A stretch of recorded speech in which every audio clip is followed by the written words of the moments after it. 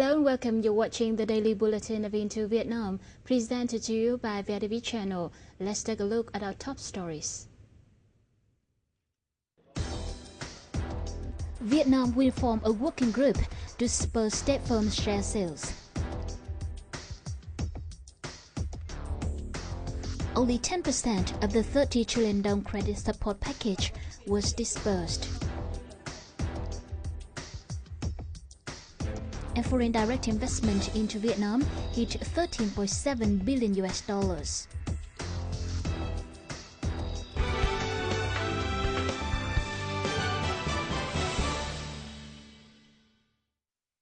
Trade Minister from Vietnam and 11 other countries attended the start of the Trans-Pacific Partnership Agreement or TPP meeting in Sydney, October the 25th, with the hope of a free trade agreement across Asia-Pacific to be concluded by the end of this year.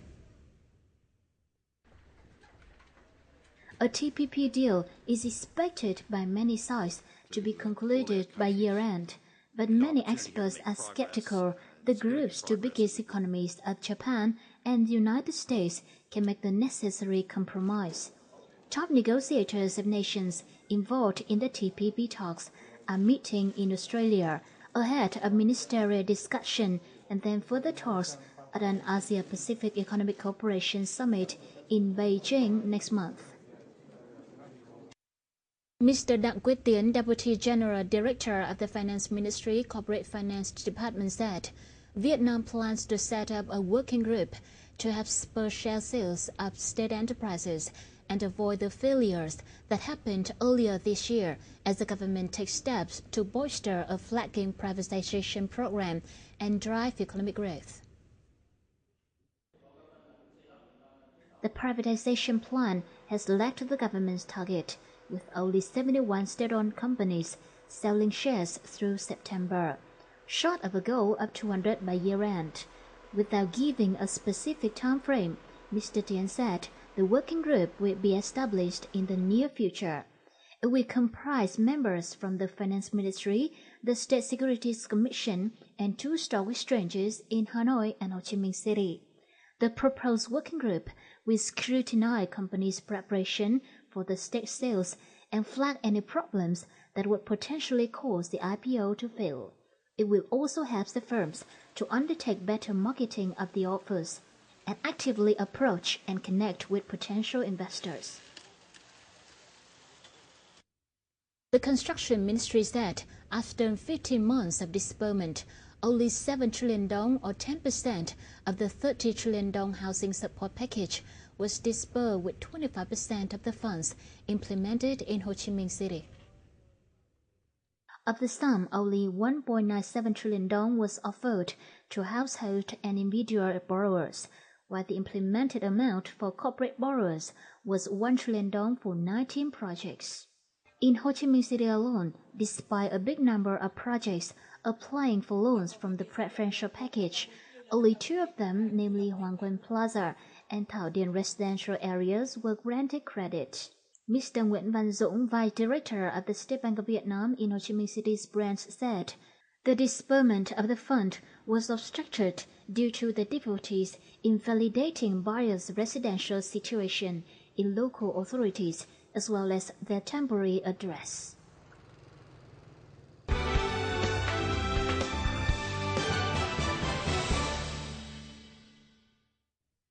And now let's move on with other notable news. According to the Foreign Investment Agency, new and additional foreign direct investment during the first 10 months increased 71.2% on year to $13.7 billion. The manufacturing and processing sector leads in attracting foreign investment, with 632 newly licensed projects capitalized at $9.7 billion, followed by the real estate and construction sector. The Republic of Korea remained the leading foreign investor, followed by Singapore, Hong Kong, and Japan. The Foreign Investment Agency said the Foreign Investment Agency estimates foreign invested enterprises disbursed $10.15 billion during the 10-month period, which represent a 5.9% on-year increase. Economic Committee of Congress said in the first 9 months of 2014, the number of dissolved businesses increased to more than 51,000. Businesses are confronting so many difficulties, especially in finance. Therefore, the State Bank of Vietnam released document number 5342 in July the 24th of 2014 to spur unsecured loans in order to rescue firms and boost up the plodding credit growth. However, till this point, businesses cannot access to the capital without collaterals. More in the following report. Despite being encouraged by the government and the central bank, unsecured loans can hardly be implemented as directed by the government policies. A business without NPLs, overdue debts, and having steady income is still required to have collaterals when applying for bank loans. Chúng tôi là doanh nghiệp mà không có nợ xấu, không có nợ quá hạn và các chính sách là đầy đủ.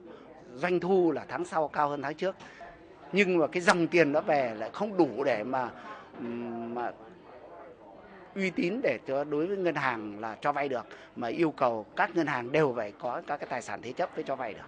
Công ty cũng có đặt vấn đề xin trợ cấp tín dụng ở một số ngân hàng để thế chấp cái dòng vốn đó. Tuy nhiên là khi chúng tôi đặt cái yêu cầu với một số ngân hàng thì cũng gặp cái trở ngại là ngân hàng phải yêu cầu phải có thế chấp, phải có cầm cố.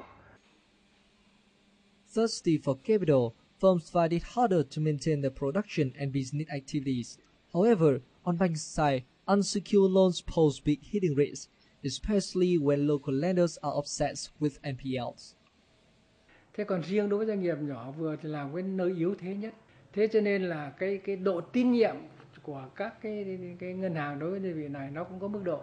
Thế mà không đủ điều kiện thì người ta không thể cho vay áp dụng theo cái việc tín chấp và rộng rãi được. Khi mà cái lòng tin nó bị suy giảm dẫn đến là có rất nhiều các doanh nghiệp thì có những doanh nghiệp là họ làm ăn đúng đắn, có những doanh nghiệp thì họ làm ăn không được đúng đắn lắm. Thì trong trường hợp này thì cái niềm tin và cái chỉ số tín nhiệm đối với cả các doanh nghiệp là có sụt giảm. Thì nguyên tắc cho vay của các ngân hàng thương mại hiện nay là vẫn không thay đổi. Tức là tài sản đảm bảo, các vấn đề liên quan đến hoạt động của doanh nghiệp. Mà về mặt bản chất thì chúng ta đã biết, thị trường mới đi xuống thì không doanh nghiệp nào làm ăn hiệu quả. Khi không hiệu quả mà ngân hàng đòi hỏi phải có hiệu quả thì mới cho vay, thì trong trường hợp này sẽ không thể giải quyết được. Như vậy là lý do thứ hai là cái cơ chế chính sách thông qua cái quá trình thực hiện giải ngân của các ngân hàng thương mại là không tốt. Obviously, credibility is the most crucial factor in unsecured loans, but it isn't built by just relationships, but also by specific database. In a word, non-collateral loans are efficiently operated by transparent and adequate mechanisms. However, for the economy sector requiring high level of credibility, Vietnam only has the National Credit Information Center, whose operations have been inefficient. Though we cannot deny the role of CIC, the center is now facing many difficulties in collecting information to build a business credit dataset. Considering that transparency and honesty in financial reports of firms are low, the coordination of information between related entities are not synchronized. Và chúng tôi chưa phối hợp thu thập được những cái chỉ tiêu tài chính đó từ những cái cơ sở mà đang quản lý những cái dữ liệu tài chính đó, ví dụ như tổng cục thuế hay là cái gì đó, thì chưa có một cái cơ chế để phối hợp trao đổi thông tin. Boosting unsecured loans is necessary for unfreezing the current flow of credit. However, it's tough to apply non-collateral loans without unexpected consequences.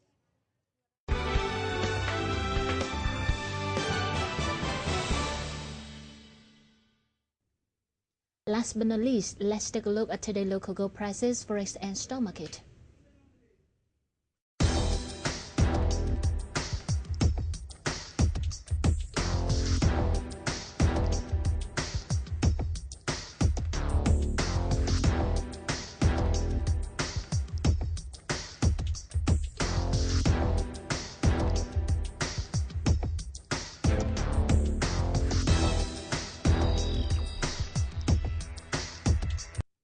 Well, that's over this daily edition of Into Vietnam. Thank you so much for being with us. We'll see you soon and enjoy your week ahead.